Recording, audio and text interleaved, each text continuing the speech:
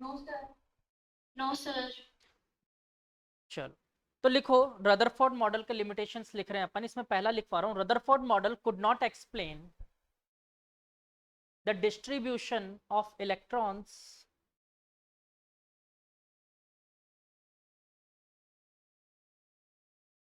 in the extra nuclear portion of the atom. Nuclear portion, nucleus के बाद जो भी पोर्शन है वहां पर इलेक्ट्रॉन कैसे रखे हुए हैं वो ही नहीं बता पाए। द एटम, तारुषी भी गायब है। ठीक है, extra nuclear portion of the atom. ठीक, second point,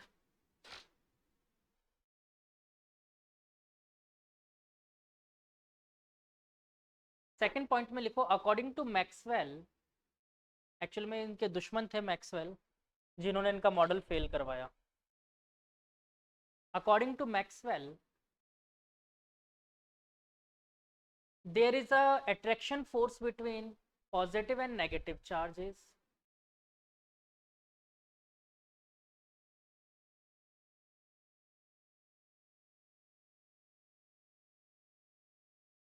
So the electron must have to fall in the nucleus.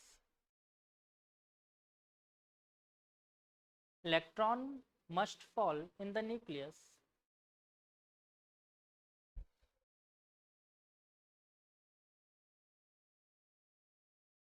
Sir. हाँ बालक। सर क्या आप फर्स्ट सेकंड पर रिपीट कर सकते हो? फर्स्ट वाला वापस, सेकंड लिख लो अभी तो, फर्स्ट छोड़ देते हैं, अब बाद में लिखवा देंगे। क्या लिखवा दिया मैंने सेकंड वाले में? According to Maxwell there is a attraction and repulsion force between electron and nucleus.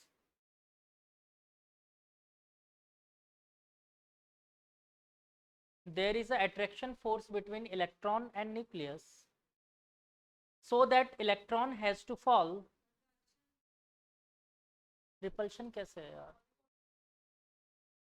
मैंने गलती से रिपल्शन वर्ड बोल दिया होगा, अट्रैक्शन फोर्स होगा, रिपल्शन क्यों होगा? रिपल्शन वर्ड हटा दो, अट्रैक्शन है बस। ठीक है, attraction force between electron and nucleus so that electron has to fall inside the nucleus. ठीक है, वैसे इसके अलावा भी कुछ चीजें होती है तो थोड़ा सा एक्स्ट्रा सिखा दूं। तो अब जो दो पॉइंट लिखवा रहा हूँ एक्स्ट्रा है।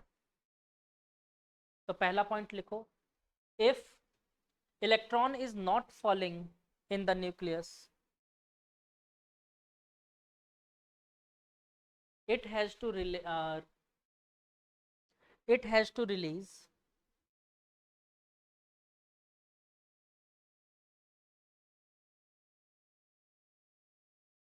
it has to release electromagnetic wave.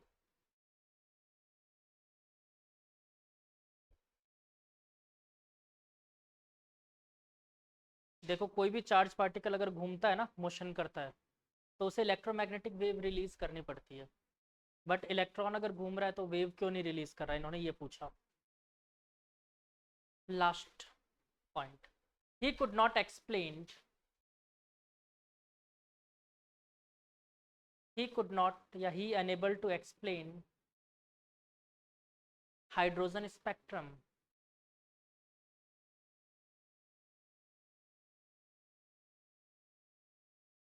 ठीक है, हाइड्रोजन स्पेक्ट्रम। अब आते हैं बोहर भैया पे। अगला नाम है निल्स बोहर,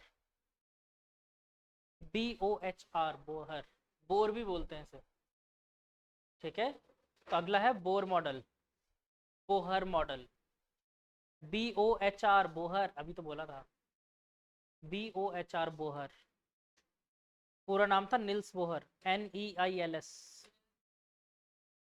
बोहर मॉडल बोलते हैं इसे, निल्स बोहर मॉडल नहीं बोलते। बोहर का पूरा नाम था निल्स बोहर, साइंटिस्ट का नाम है ये, निल्स बोहर।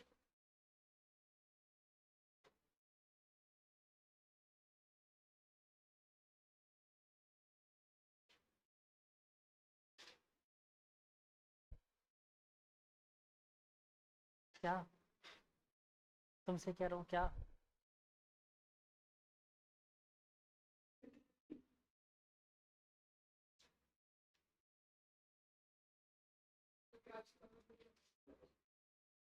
इसके जैसे ही लोग होते हैं, पूछते हैं सर लारा दत्ता की शादी ब्राइन लारा से हो जाए तो उसका नाम लारा लारा हो जाएगा?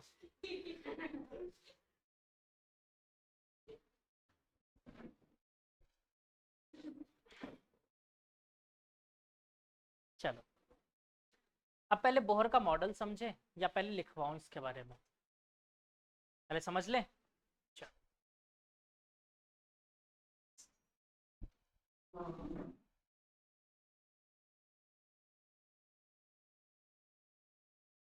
तो देखो पहले तो रदरफोर्ड ने क्या गलती की थी, पहले तो वो भी समझाना पड़ेगा ना, वो तो समझा ही नहीं मैंने पहले।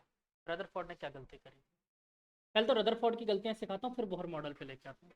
रदरफोर्ड ने बोला कि इलेक्ट्रॉन इस न्यूक्लियस के अराउंड कहीं भी घूम रहा होगा, मुझे क्या पता, इलेक्ट्रॉन कैन रिवॉल्व एनीवेयर।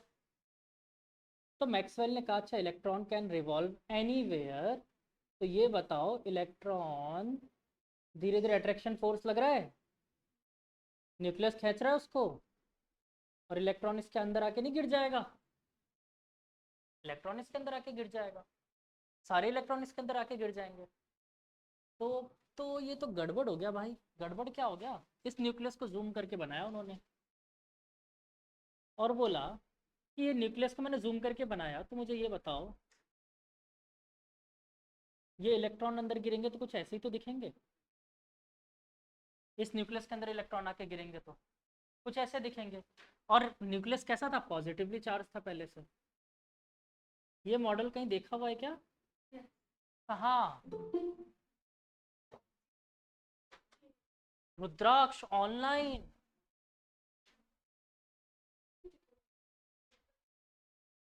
रुद्राक्ष बेटा ऑनलाइन कैसे?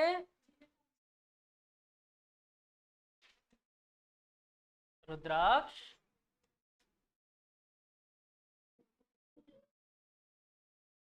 मैंने तो बाहर घूमते हुए देखा था तुम्हें अभी थोड़ी देर पहले।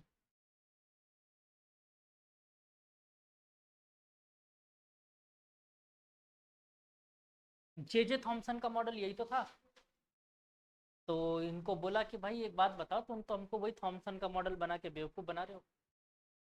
अगर मैंने तुम्हारी बात मान भी ली, रदरफोर्ड ने जो बोला, तुम्हारी बात मान भी ली कि इलेक्ट्रॉन न्यूक्लियस के अराउंड घूम रहा है, तो इसे एक वेव रिलीज करना पड़ेगा जिसको कहते हैं ईएम वेव, इलेक्ट्रोमैग्नेटिक वेव।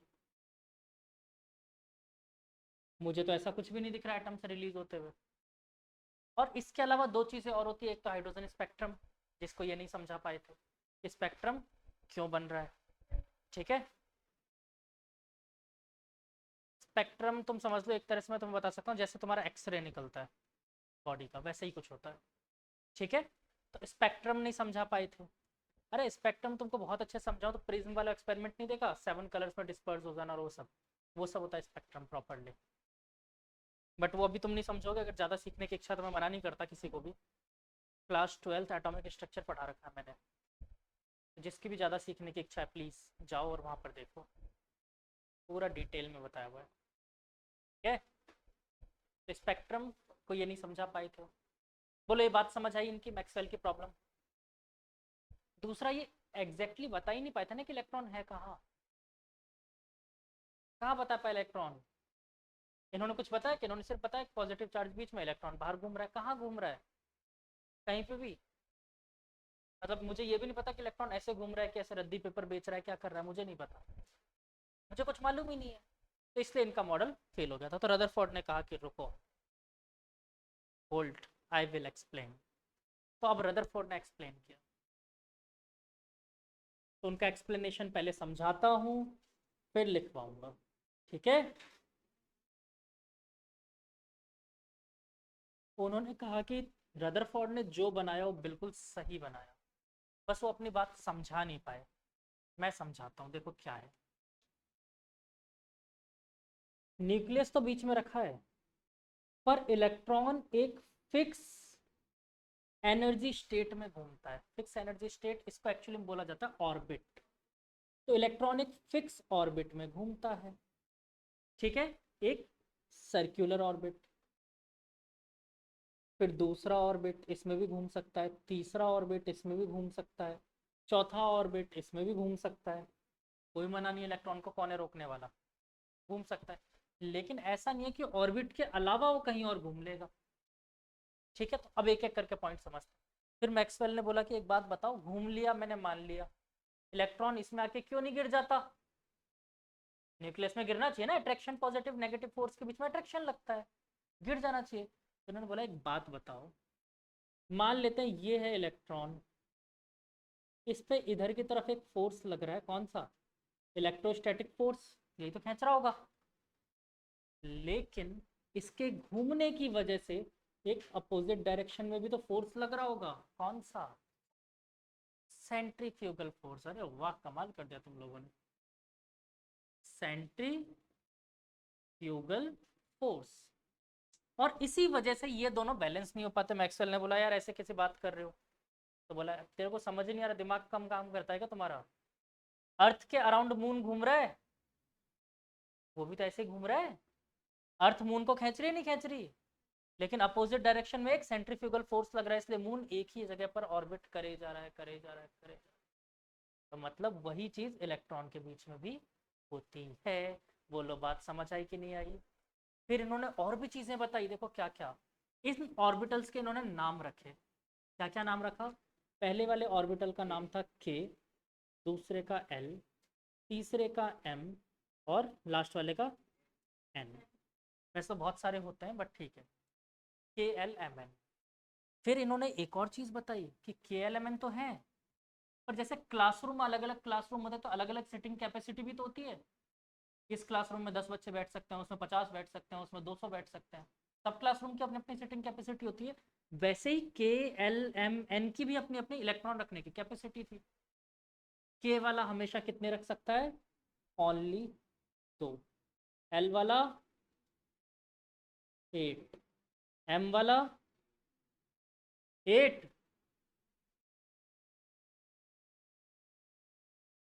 अगर कैपेसिटी पूछो तो 18। ठीक है। और इस वाले का एक्चुअली में कैपेसिटी इसकी जो होती है 18 10 28 28 4 32 32। ठीक है, इसकी कैपेसिटी होती है 32 इलेक्ट्रॉन रख पाने की। ठीक है, रख सकता है इतने। बात समझ आई? पक्का? तो एक बात बताओ, अगर कोई एटम है जिसके पास 6 ही इलेक्ट्रॉन है, तो उसके के में कितने होंगे, एल में कितने होंगे, एम में कितने होंगे और एन में कितने होंगे? हमेशा देखो अंदर से भरना शुरू करना। अंदर से पहले, मतलब पहले के को फुल करेंगे, फिर एल को, फिर ऐसे बच्चे बढ़ाते जाएंगे। ठीक है, चलो। तो एक बात बताओ, 6 ही इलेक्ट्रॉन है, तो सबसे पहले कितने इलेक्ट्रॉन आएंगे के वाले में? 2। तो एक इलेक्ट्रॉन यहाँ रख दिया, एक यहाँ रख दिया। फिर इसके अगले में 4 आ सकते हैं, 8 आ सकते हैं, लेकिन है अपने पास कितने? 4 ही बचे। 1 2 3 4, कहानी खत्म। आ गई बात समझना, इलेक्ट्रॉन फिल करना भी। पक्का? ये डायग्राम मैं फिलहाल छोड़ रहा हूँ, बनाना पड़ेगा आपको। ठीक है, अब इनके मेन पॉइंट्स बताता हूँ आपको। वैसे तो बहुत सारी चीज़ें होती है इसमें। आपको पता है दुनिया में किसी भी चीज़ का कलर दिखता है, वो भी बोहर ने ही एक्सप्लेन किया था। अच्छा चलो, एक एग्जाम्पल से समझाते हैं। मान लो आज आप घर पे गए, आप घर पे गए और पापा ने आपको 100 रुपये दिए। क्या करोगे? बाहर जाओगे, मोमोज खा के घर पे वापस आओगे, है ना? नहीं खाते मोमोज? आइसक्रीम खा के आओगे। लेकिन एक कंडीशन है, 8 बजे से पहले पहले घर पे तो आना ही पड़ेगा, नहीं तो पापा पीटेंगे, है ना? पिटाई हो जाएगी। 8 बजे से पहले पहले घर पे आना पड़ेगा। फिर अगले दिन क्या हुआ, पापा ने 400 रुपये दे दिए। तुम लोग गए डोमिनोज, मस्त फार्म हाउस पिज्ज़ा मंगाया, खाया। लेकिन फिर से 8 बजे से पहले पहले घर पे वापस आओगे। अगले दिन पापा ने सोचा एक काम करते हैं, इसको 1 करोड़ रुपए दे देते हैं। फिर क्या करोगे? मस्त मुंबई निकल गए, एक्वा मैजिका वाटर पार्क में मजे कर रहे हो। अब खत्म हो गया वो 8 बजे वाला रूल। यही होता है, यही होगा। तो देखो, एटम के अंदर भी यही होता है। कोई इलेक्ट्रॉन अगर यहाँ रखा हुआ है, यहाँ रखा हुआ है कोई इलेक्ट्रॉन, इसको जैसे ही पैसे मिल रहे थे आपको, इसको एनर्जी मिलती है, बाहर से एनर्जी मिली। एनर्जी क्या होती है? लाइट भी एनर्जी है, हीट भी एनर्जी है, सब एनर्जीज है। इसको जैसे ही एनर्जी मिलती है ये क्या करता है? अपने अपर स्टेट में भाग जाता है। ठीक है, मान लो कम पैसे मिले तो मोमोज वाले के ठेले पे गया, ज़्यादा मिल गए तो डोमिनोज तक चला गया। ठीक है, लेकिन 10⁻⁻8 सेकंड में वापस अपने घर लौट के आ जाता है। वो जाता तो है लेकिन वापस लौट के आता है, और जब वापस लौट के आता है तो जो एनर्जी की वजह से बाहर गया था उसको खर्च करके भी तो आता है। पैसे खर्च करके आए थे, तो ये भी ऐसे ही पैसे खर्च करके वापस आता है। बोलो बात समझ आई कि नहीं आई? कितने बच्चों को नहीं आई ये बात समझ में? बेवकूफ। एनर्जी मिली, इलेक्ट्रॉन अपर लेवल में चला गया। मान लेते हैं ये पहला लेवल था मोमोज, अगला था डोमिनोज। तुम्हें मिले 50 रुपए, तुम मोमोज खाने पहुंच गए। उसके बाद अगर तुम्हें मिल गए 400 रुपये, तुम मोमोज के ठेले पे नहीं जाओगे, डोमिनोज के ठेले पे जाओगे। ठेला ही होता है ना डोमिनोज का, दुकान पे जाओगे। तो 400 मिल गए तो डोमिनोज की दुकान पे जाओगे। बेटा डोमिनोज वाला बिना पैसे लिए खिला देगा क्या? ऐसे तो लेगा ना। 400 रुपये तुमने जैसे खर्च कर दिए, अब बाहर घूम के क्या करोगे? वापस घर पे ही आओगे ना। तो यही काम ये भी करता है, पैसे मिले, गया दुकान पे, खर्च करके वापस लौट के आ जाता है। कितनी देर में? 10⁻⁸ सेकंड में। जैसे तुम 8 बजे से पहले पहले आ जाते थे, वैसे ये भी एक काम करता है। ठीक है, पर अगर गलती से इसको मैंने 2 करोड़ दे दिए होते तो ये इस एटम को ही छोड़ के निकल जाता, फिर नहीं आता 8 बजे वापस। ये एटम को छोड़ के चला जाता, मैं नहीं जानता तू कौन है, पहचानता ही नहीं हूँ मैं, मेरे पास खूब सारी एनर्जी है। ठीक है, तो ये एटम को छोड़ के चला जाता। बात समझ आई नहीं आई? पहले नाखून खाते तब उंगली खाने लग गए, और बैठ के क्या कर रहा पता नहीं।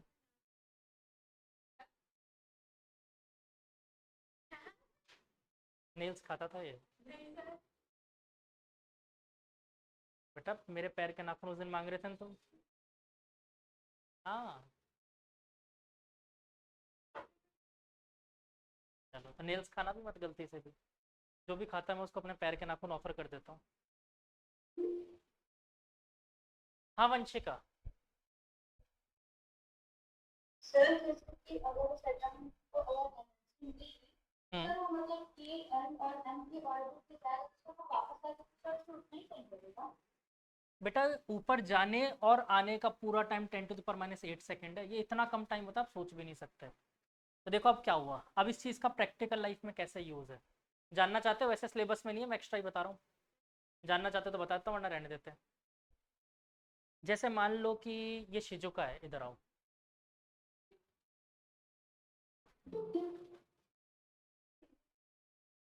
शिजुका, शिजुका सीबीएसई को बुलाया जाए, बाद में बुलाएंगे, बाद में बुलाएंगे सीबीएसई को।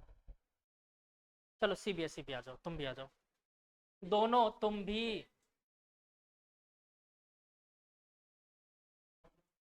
अच्छा ये पता है व्हाइट कलर में कितने कलर्स होते हैं? 7 कलर्स होते हैं। अरे सामने तो कैमरे के, फिर मैं कैसे दिखाऊंगा नालायक को? बिल्कुल बोर्ड से चिपक के खड़े हो जाओ दोनों। हाँ सीधे हो जाओ, देखो अब। तो बेटा देखो ऊपर से व्हाइट लाइट इनके ऊपर आ रही है, ठीक है, लेकिन हाँ रुद्राक्ष,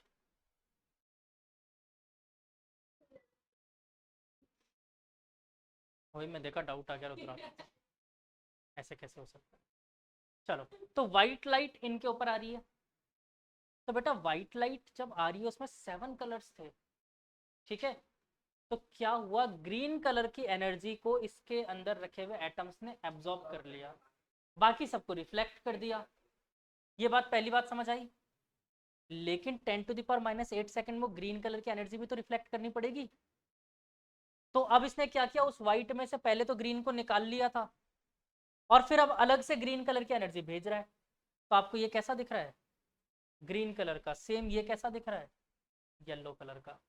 समझ गए? क्योंकि उस व्हाइट लाइट में से उसने क्या किया, येलो कलर की एनर्जी एब्जॉर्ब की पहले, ठीक है, अपर स्टेट में चला गया, और फिर 10⁻⁸ सेकंड में येलो कलर को भी अलग से छोड़ दिया। तो इसने क्या किया, व्हाइट में से येलो को सेपरेट करके अलग से छोड़ दिया, इसने व्हाइट में से ग्रीन को सेपरेट करके अलग से छोड़ दिया। तो कैसा कलर दिख रहा है इसका?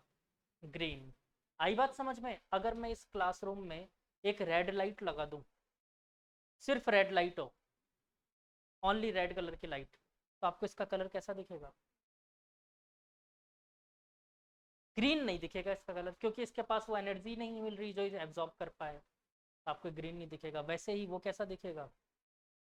रेड और ग्रीन क्या हो जाता है? रेड और येलो, ये आपको ऑरेंज कलर दिखेगा। ठीक है, आई बात समझ में? पक्का? ठीक है, बढ़िया। अरे शिजुका, इसको तो रोज ही फेमस करता हूँ शिजुका को। चलो डन। तो अब लिखना शुरू करें। बालक बुक देना मेरी।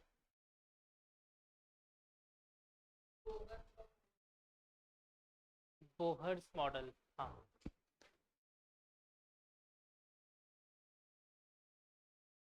इनका पूरा नाम तो पहले नील्स बोहर पता ही होगा, लिख लो। NEILS, Niels Bohr. ठीक है, एक एक करके लिखना शुरू करते हैं पॉइंट वाइज। फर्स्ट पॉइंट लिखो, atom consist of positively charge nucleus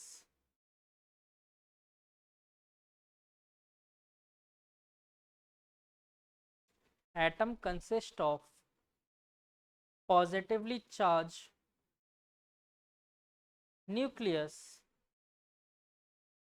around which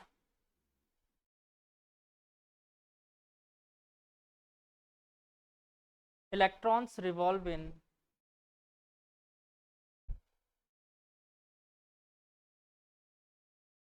certain permissible orbits.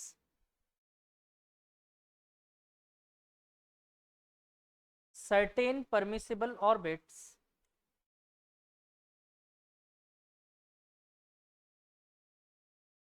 Permissible यार, परमिसिबल, PERMISS।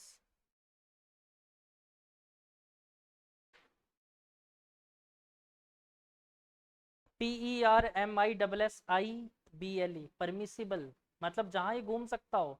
हर जगह मैंने बताया ना, कहीं भी नहीं घूम सकता इलेक्ट्रॉन, फिक्स ऑर्बिट में ही घूमता है। Permissible orbit and not just in any orbit, तो मर्जी होगी वहां नहीं घूम लेगा।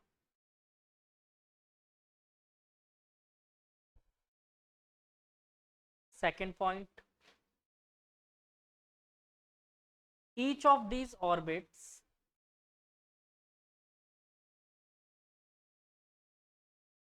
are associated with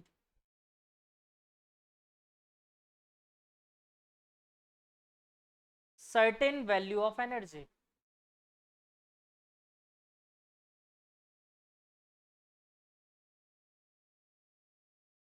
Hence,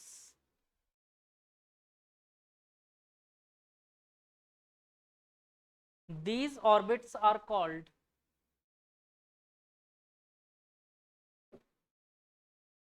energy shells.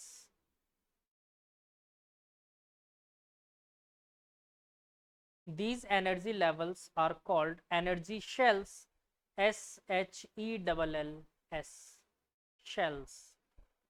तो बेटा ये ऑर्बिट को अपन एनर्जी शेल भी कहते हैं, एनर्जी शेल और एनर्जी लेवल्स। तो बेटा इसको मैं जब फर्स्ट ऑर्बिट सेकंड ऑर्बिट बोल रहा हूँ, इसको मैं first energy level second energy level भी बोल सकता हूँ। ठीक है, done.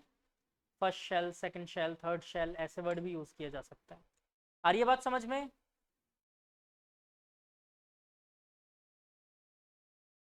as the energy of an orbit is fixed,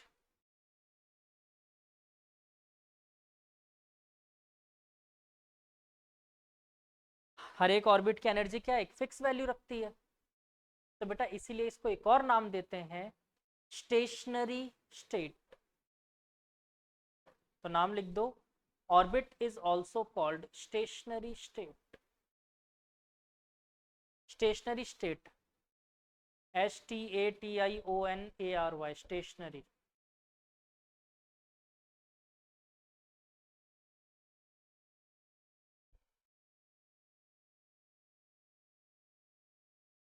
third point लिखो, बहुत सारे पॉइंट्स हैं इसमें। अच्छा पहले एक काम करो, डायग्राम बनाओ, फिर पॉइंट लिखवाता हूँ थर्ड वाला। ये वाला डायग्राम बनाना है ना, KLMN वाला। वो डोमिनोज और मोमोज मत लिख लेना। लिख लिया वो?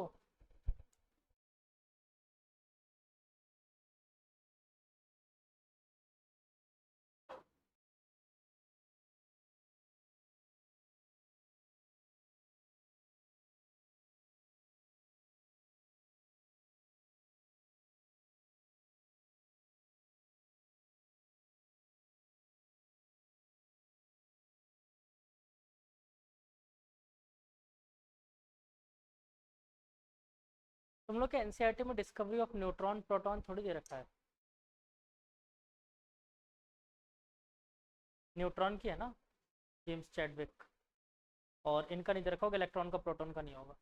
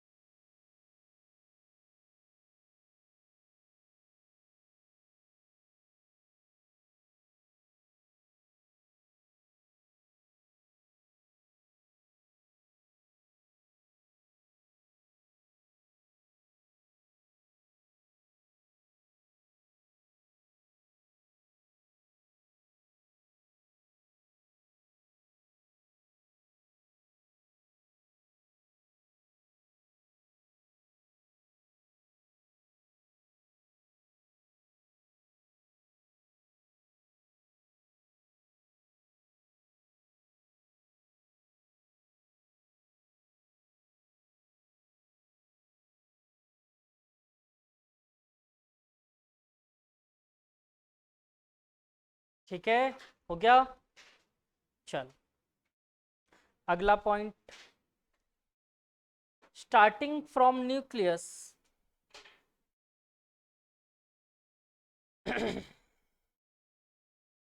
energy levels are represented by, ध्यान रखना बार बार कह रहा हूँ, एनर्जी लेवल बोलूं, एनर्जी स्टेट बोलूं, ऑर्बिट बोलूं, स्टेशनरी स्टेट बोलूं, सब एक ही है। Starting from nucleus energy levels are represented by numbers,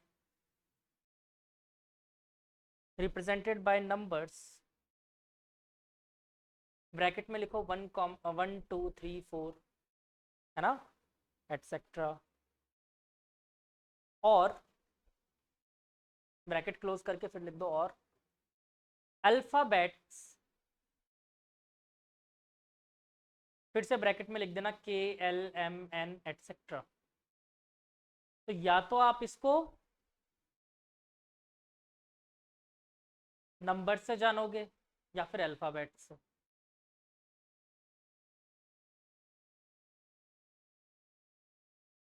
next second लिखो, मतलब नेक्स्ट पॉइंट लिखो। The electrons present in the first energy level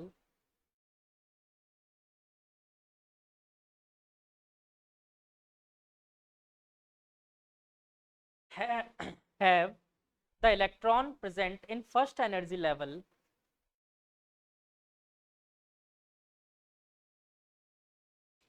have lowest energy,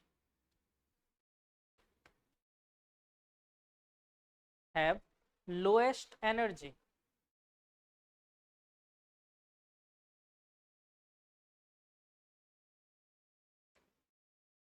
energy increasing, इसी में एनर्जी इंक्रीजिंग या increases, energy increases on moving towards outer levels,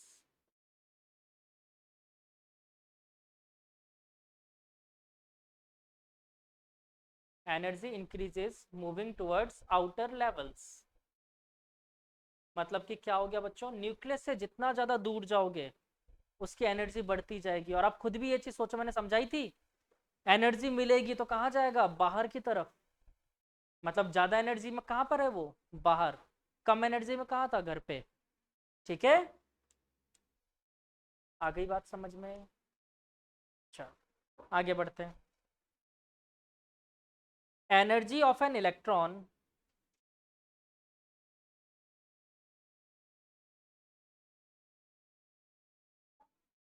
हाँ अगला point है, energy on off an electron, energy of an electron remains same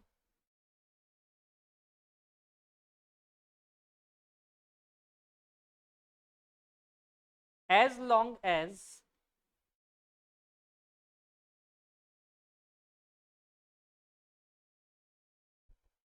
it remain in same orbit। जब तक वो same orbit में पड़ा रहेगा तब तक उसकी एनर्जी उतनी ही रहेगी, कम ज्यादा नहीं होगी।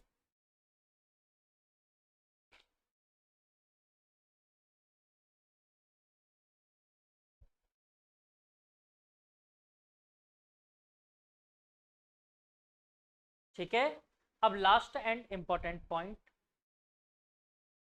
लिखो, when energy is supplied to an electron, when energy is supplied to an electron,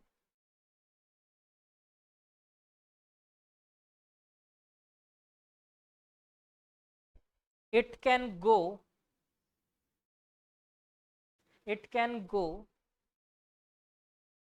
to higher energy levels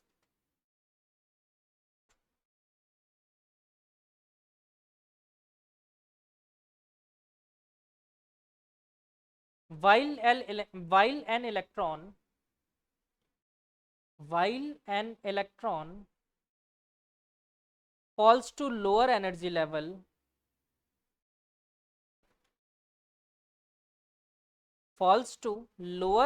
level when it radiates energy।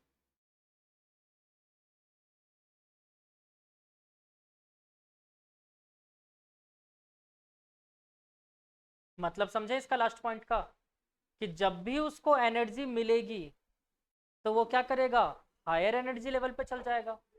और जब उसको वापस लोअर एनर्जी लेवल पे आना होगा तो क्या होगा, एनर्जी रिलीज कर देगी। ठीक है आरव, तुमने सबको टॉफी खिला दी थी टाइम से, नहीं खिलाई? आ जाओ बाहर, आ जाओ,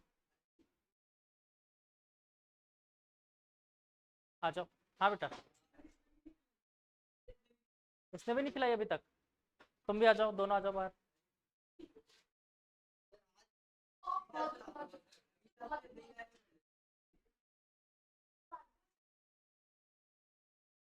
बाहर आ जाओ, मैं सुन रहा हूँ, क्या उसकी सुन रहा हूँ, तो जो वो कर रहा है वही सेम तुम भी करो, आ जाओ।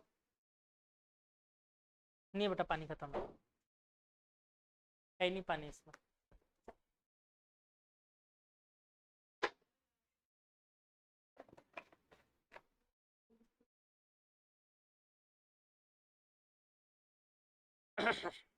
एज यूजुअल आप सबको पता है, दो बच्चे आए हमारे पास, महारथी दो बोर्ड पे।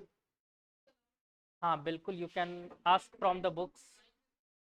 बायोलॉजी, हाँ बायोलॉजी एंड फिजिक्स, देख के देखना, बता के देखना। हाँ एक कानून हाथ में मत ले लेना, ठीक है। You can ask from book, और अगर ये लोग फेल हो गए आंसर देने में तो